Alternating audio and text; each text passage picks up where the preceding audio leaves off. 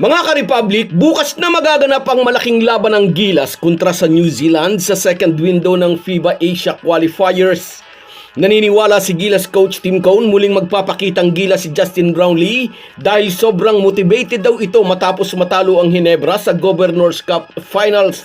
At kapag motivated daw si JB, walang dapat ikatakot. Samantala may kumakalat o may nagpapakalat ng balitang baka raw makabalik na sa PBA si Mikey Williams. Kinansila ng talk and text ang kontrata nito sa kanila ngunit sila pa rin ang nagmayamay-ari ng PBA rights ni Williams at handa na umano ang TNT na i-trade ito. Pag-uusapan po natin yan pero bago ang lahat ay maglalambing po ako sa inyo na isubscribe ninyo itong ating channel at kung di masyadong makakaabala ay i-like at paki-share na rin ninyo. Malaking bagay po yan sa aming mga vlogger. Maraming salamat.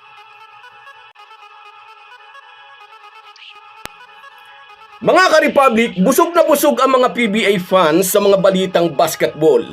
Una, katatapos lang ng Governors Cup kung saan ay nag-champion ang Talk and Text.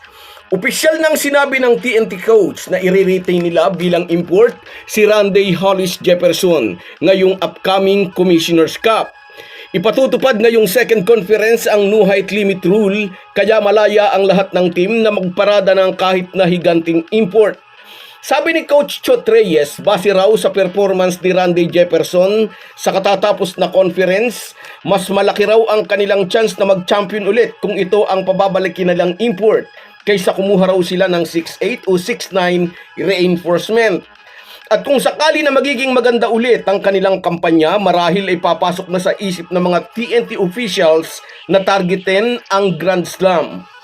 Dahil rin siguro sa pangarap na ito kung kaya pinalutang ni Chot Reyes ang ideyang bukas sila sa ideyang i-trade si Mikey Williams. Gusto ni Chot Reyes na makakuha ng isa pang marquee player kapalit ng two-time finals MVP.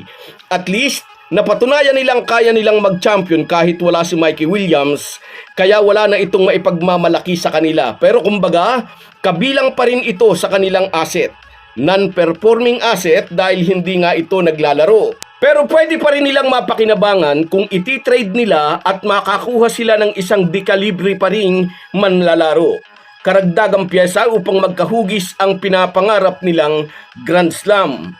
At may ilang vlogger na nagsasabing baka raw targetin ng Barangay Ginebra si Mikey Williams na mahigpit agad na kinokontra ng maraming Ginebra fans.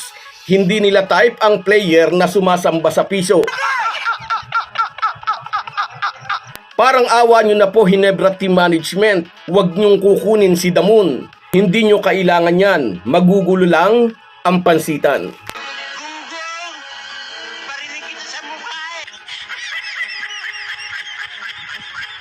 Samantala, malalaman bukas kung magtutuloy-tuloy ang magandang kampanya ng Gilas sa second window of FIBA Asia Cup Qualifiers. May green light na si Kai Sotto na maglaro after na mapailalim sa conclusion protocol ng Japan B-League.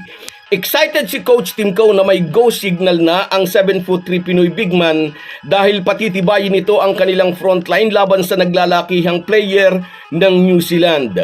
Gustong basagin ni CTC ang serye ng magkakasunod na talo ng Gilas sa kamay ng Tall Blacks. Isa pang dahilan kung bakit mataas ang kumpiyansa ng Gilas coach ay dahil motivated daw si Justin Brownlee. Alam ni JB, hindi naging sapat ang effort niya sa nakaraang Governors Cup Finals. Tinalo sila ng Talk and Text in 6 games at napagwagaan din ng TNT import na si Jefferson ang Best Import Award.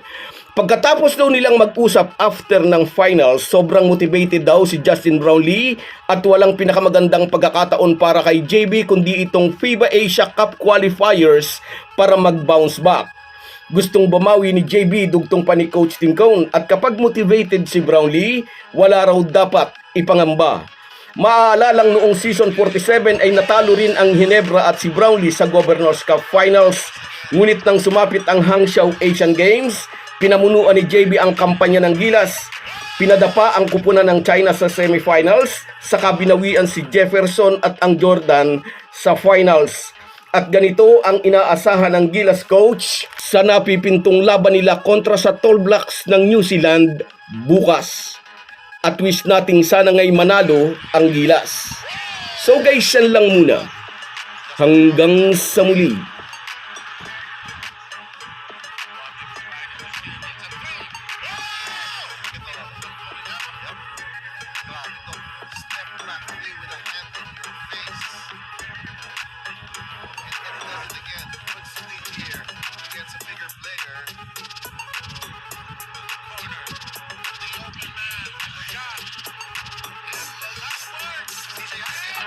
Kung wala po kayong mga viewers namin ay walang magtatagumpay na vlogger. Kaya salamat po sa inyong panunood. Shoutout sa iyo, Honey Persedes. Yes, inggit lang ang marami sa mga yan. Sa iyo rin, shoutout, Michael Manansala. Yes, gusto ko nga umalis na sila dito eh. Kaso lagi rin namang nanonood ng vlog ko. Sa iyo rin, Arnel Kayubit. Shoutout sa iyo. Sa iyo rin, shoutout, Merson Kabady Vlog mula naman dyan sa Oman. Ingat ka lagi dyan, idol. Sa iyo rin, shoutout, Norman Flores. Sana nga makabawi na tayo ngayong Commissioner's Cup. Sa iyo rin, Rosemary Juan at sa iyo, Via. Happy watching sa inyong maglola. Sa iyo rin, shoutout, Crisaldo Aragones. Salamat, idol. Salamat. Lagi kang nanonood ng vlog ko. Sa iyo rin, shoutout, Alberto Narag. Shoutout para sa iyo. At sa iyo rin, shoutout, Noel Potente mula dyan sa Riyadh, Saudi Arabia. Saka sa iyo, shoutout, Kind360. Shoutout sa iyo. Salamat sa inyong lahat. Kahit gaano po tayo kabisi, ay huwag po nating kalimutan ang ating buhay espiritual. Lagi po tayong magpasalamat sa bawat araw na dagdag sa ating buhay. Malaki po ang maitutulong ng pananalangin araw-araw. Isang paalala po mula sa inyong Halo-Halo Sports Republic.